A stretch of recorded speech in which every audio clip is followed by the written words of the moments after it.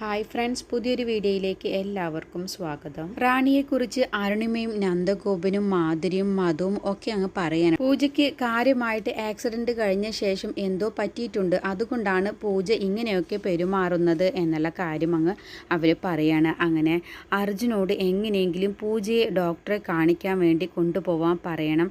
പൂജ സമ്മതിക്കുന്നില്ല ഡോക്ടറുടെ അടുത്തേക്ക് പോവാൻ എന്നുള്ള കാര്യം മാധുരി അങ്ങമ്മ അരുണിമയോട് അങ്ങ് പറയാണ്. അങ്ങനെ അരുണിമയും നന്ദഗോപനും കൂടി ഇവളെ എങ്ങനെയെങ്കിലും വീട്ടിലേക്ക് കൊണ്ടുപോയിട്ട് അവിടെ നിന്നും അവളുടെ സ്വഭാവ വ്യത്യാസം മനസ്സിലാക്കിയ ശേഷം ഡോക്ടറെ കാണിക്കാമെന്ന് വിചാരിച്ചാൽ അതിന് അമ്മ സമ്മതിക്കുന്നതുമില്ല. അപ്പോൾ പിന്നെ നന്ദേട്ടൻ പോയിട്ട് അർജുനോട് സംസാരിക്കണം, എന്നിട്ട് എങ്ങനെയെങ്കിലും പൂജയെ ഡോക്ടറെ കാണിക്കാൻ വേണ്ടി അർജുൻ കൊണ്ടുപോകാൻ വേണ്ടി അങ്ങ് സമ്മതിപ്പിക്കണം. അതിന് അർജുൻ വിചാരിച്ചാൽ മാത്രമാണ് ഇനി സാധിക്കുകയുള്ളൂ എന്ന് അരുണിമ നന്ദഗോപനോട് അങ്ങ് പറയാണ്. അങ്ങനെ നന്ദഗോപൻ അർജുനോട് സംസാരിക്കാൻ കേട്ടോ, നീ എൻ്റെ മകളെക്കുറിച്ച് തന്നെയാണ് ഞാൻ പറയുന്നത്, പക്ഷേ എൻ്റെ മകൾക്ക് കാര്യമായിട്ട് എന്തോ പറ്റിയിട്ടുണ്ട്. പൂജ ഇപ്പോൾ പഴയതുപോലെ അരുണിമയോട് ഒരു നല്ലപോലെ സംസാരിക്കുന്നത് പോലുമില്ല, ഇപ്പോൾ എപ്പോഴും അകൽച്ചയിലാണ് പെരുമാറുന്നത് എന്നുള്ളത് കൂടി പറയാണ്. അങ്ങനെ അർജുന് കാര്യം മനസ്സിലാവാൻ കേട്ടോ, അത് അങ്കിൾ പറഞ്ഞത് ശരി തന്നെയാണ്. പൂജ ഇപ്പോൾ പണ്ടത്തെ പോലെയല്ല, ഇപ്പോൾ അരുണിമാൻ്റെയോടും അമ്മയോടും ഒക്കെ മോശമായിട്ട് തന്നെയാണ് സംസാരിക്കുന്നതും പെരുമാറുന്നതും. അവൾക്ക് എന്തോ പറ്റിയിട്ടുണ്ട്. എന്തായാലും അങ്കിൾ പറഞ്ഞതുപോലെ ഞാൻ പൂജയുമായിട്ടൊന്ന് സംസാരിക്കട്ടെ എന്നൊക്കെ പറഞ്ഞ ശേഷം പൂജയും കൂട്ടി അർജുൻ സംസാരിക്കാൻ വേണ്ടി പുറത്തേക്ക് അങ്ങ് പോവാൻ കേട്ടോ. അങ്ങനെ റാണി മനസ്സിൽ കരുതുന്നുണ്ട്, ഇയാളെല്ലാം കണ്ടുപിടിച്ചോ, ഇനിയിപ്പോൾ എൻ്റെ കള്ളത്തരം ഇതോടുകൂടി അവസാനിക്കുമോ എന്ന് റാണി ഇങ്ങനെ സ്വയം മനസ്സിൽ പറയുന്നുണ്ട്.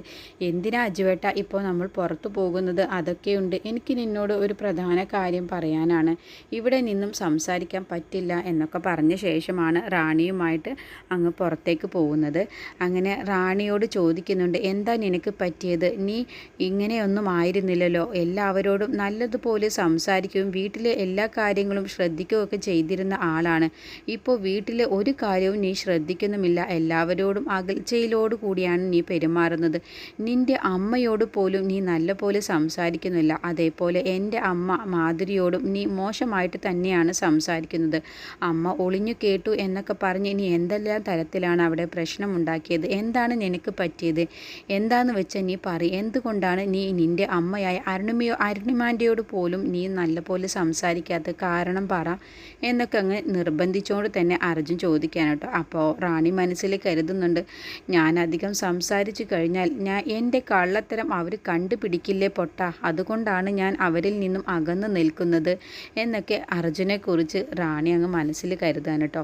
എന്നിട്ട് പൂജ നീ എന്താ ഒന്നും മിണ്ടാതെ നിൽക്കുന്നത്, എന്താ നീ ആലോചിക്കുന്നത് എന്ന് അർജുൻ ചോദിക്കുമ്പോൾ ഒന്നുമില്ല അജുവേട്ട എന്നങ്ങ് പറഞ്ഞിട്ട് അഭിനയിച്ചുകൊണ്ട് തന്നെ റാണി അങ്ങ് പൊട്ടിക്കരയാൻ കേട്ടോ. അപ്പോൾ റാണി കരയുന്നത് കാണുമ്പോൾ എന്തിനാ നീ കരയുന്നത് പൂജ, എന്താ നിനക്ക് പ്രശ്നം, നീ എന്തിനാ ഇങ്ങനെ കരയുന്നത് എന്നങ്ങ് ചോദിക്കാണ്ട്. അപ്പോൾ ആ ചോദ്യത്തിൽ നിന്നും രക്ഷപ്പെടാൻ വേണ്ടിയിട്ട് റാണി അങ്ങ് അഭിനയിക്കുകയാണ്, കരച്ചിലുള്ളത് പോലെ അങ്ങ് അഭിനയിച്ചിട്ട് പറയാണ്, എനിക്ക് എന്താ പറ്റിയത് എന്ന് അജുവേട്ട എനിക്ക് തന്നെ അറിയില്ല, ഞാൻ ഇങ്ങനെയൊക്കെ പെരുമാറുന്നുണ്ട് എന്നുള്ളത് എനിക്ക് പോലും വിശ്വസിക്കാൻ പറ്റില്ല, അപ്പോൾ എനിക്ക് കാര്യമായിട്ട് അവർ പറയുന്നത് പോലെ എന്തെങ്കിലും സംഭവിച്ചിട്ടുണ്ട്, ഒന്നുമില്ലടോ നിനക്ക് തോന്നുന്നതാണ്, എന്നാൽ ഇനി മുതൽ ഞാൻ എൻ്റെ ഭാഗത്തുള്ള എല്ലാ തെറ്റുകളും ഞാൻ ഇനി ശ്രദ്ധിച്ചോളാം, ഇനി ഞാൻ എല്ലാവരോടും പഴയതുപോലെ തന്നെ പെരുമാറിക്കോളാം, ഞാനിപ്പോൾ അജുവേട്ടനും എനിക്കും ഇങ്ങനെയൊക്കെ സംഭവിച്ചില്ലേ, അപ്പോൾ എനിക്കിപ്പോൾ എല്ലാവരെയും പേടിയാണ്, അതുകൊണ്ടാണ് ഞാൻ ഇങ്ങനെയൊക്കെ പെരുമാറിയത്, എനിക്കിപ്പോൾ ആ ആക്സിഡൻറ്റ് മാത്രമാണ് മനസ്സിലുള്ളത് എന്നൊക്കെ പറഞ്ഞ് അങ്ങ് അർജുനെ അങ്ങ് വിശ്വസിപ്പിക്കാൻ കേട്ടോ. എന്നിട്ട് അർജുനോട് ഇനി മുതൽ ഞാൻ നല്ലതുപോലെയാണ് എന്നൊക്കെ അങ്ങ് പറഞ്ഞ് വിശ്വസിപ്പിച്ച ശേഷം അവിടുന്ന് അങ്ങ് പോവുകയാണ്. പിന്നീട് സ്നേഹയും അഖിലും കൂടി വീട്ടിലേക്ക് വരികയാണ് കേട്ടോ. അപ്പോൾ റാണി അങ്ങ് ഫ്രണ്ടിലേക്ക് വരികയാണ്. അങ്ങനെ സ്നേഹയും അഖിലിനെയും കണ്ടപ്പോൾ റാണി അങ്ങ് മോശമായിട്ട് തന്നെയാണ് കേട്ടോ അവരോട് സംസാരിക്കാൻ വേണ്ടി പോകുന്നത്.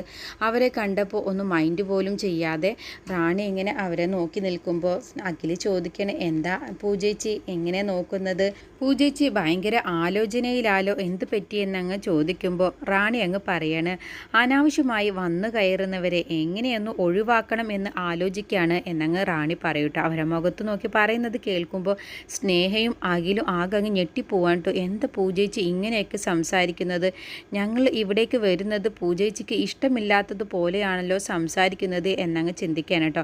അങ്ങനെ പൂജയുടെ ഈ സംസാരം കേൾക്കുമ്പോൾ അഖിലും സ്നേഹയും ആകെ അങ്ങ് വിഷമിക്കാൻ കേട്ടോ. പൂജ ഇങ്ങനെ പറയുന്നു, എന്താ പൂജേച്ചി പറഞ്ഞത്? അപ്പം ഞങ്ങൾ ഇവിടേക്ക് വരുന്നത് പൂജേച്ചിക്ക് ഇഷ്ടമില്ലേ എന്നങ്ങ് സ്നേഹ ചോദിക്കുമ്പോൾ, എന്താ നീ പറയുന്നത്? ഞാനൊരു തമാശ പറഞ്ഞതല്ലേ, എൻ്റെ മോൾ ഇവിടേക്ക് വരുന്നതിൽ എനിക്ക് സന്തോഷമല്ലേ ഉള്ളൂ എന്നൊക്കെ പറഞ്ഞ് റാണി അങ്ങ് അഭിനയിക്കാൻ കേട്ടോ അവരുടെ മുന്നിൽ. പക്ഷേ റാണി പറഞ്ഞ ആ വാക്കുകൾ സ്നേഹക്കും അഖിലിനും മനസ്സിൻ്റെ ഉള്ളിൽ ഒരു വിഷമം പോലെ വന്നിട്ടുണ്ട്. പിന്നീട് റാണി അങ്ങ് അഭിനയിച്ചുകൊണ്ട് തന്നെ സ്നേഹയും അഖിലിനെയും വീട്ടിലേക്ക് അങ്ങ് കയറ്റി കൊണ്ടുപോകാണ്ട്. പക്ഷേ അവരുടെ മനസ്സിൽ പൂജേച്ചിക്ക് ഞങ്ങൾ ഇവിടേക്ക് വരുന്നതിൽ ഇപ്പോൾ താല്പര്യമില്ല, പണ്ടത്തെ പോലെയല്ല പൂജേച്ചി എന്നുള്ള കാര്യം അവർക്ക് കൂടി അങ്ങ് മനസ്സിലാവാണ്. അങ്ങനെ സ്നേഹയും അഖിലും കൂടി മാധുരിയോട് ഇക്കാര്യം പറയുന്നുണ്ട് കേട്ടോ. പൂജേച്ചി ഞങ്ങൾ വന്ന് കയറിയ സമയത്ത് ഇങ്ങനെയാണ് പറഞ്ഞത് എന്നുള്ള കാര്യമൊക്കെ പറയുന്നുണ്ട്. പക്ഷേ മാധുരി അതങ്ങ് അവരെ സമാധാനിപ്പിക്കുകയാണ് കേട്ടോ. പൂജേച്ചിക്ക് എന്തോ കാര്യമായിട്ട് പറ്റിയിട്ടുണ്ട്, അതുകൊണ്ട് എത്രയും പെട്ടെന്ന് പൂജയെ ഒരു ഡോക്ടറെ കാണിക്കണം എന്നുള്ളത് ഞങ്ങൾ തീരുമാനിച്ചിട്ടുണ്ട് എന്നൊക്കെ പറഞ്ഞ് അഖിലിനെയും സ്നേഹയും മാധുരി അങ്ങ് സമാധാനിപ്പിക്കുകയാണ്.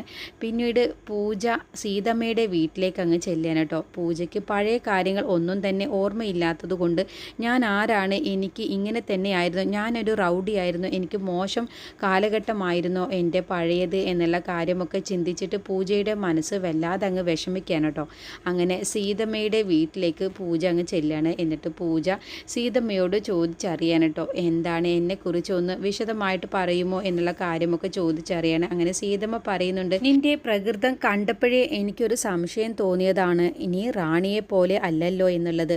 അപ്പോൾ സത്യത്തിൽ നീ റാണിയല്ലേ എന്നങ്ങ് സീതമ്മയിലും ഒരു സംശയം വരികയാണ് കേട്ടോ.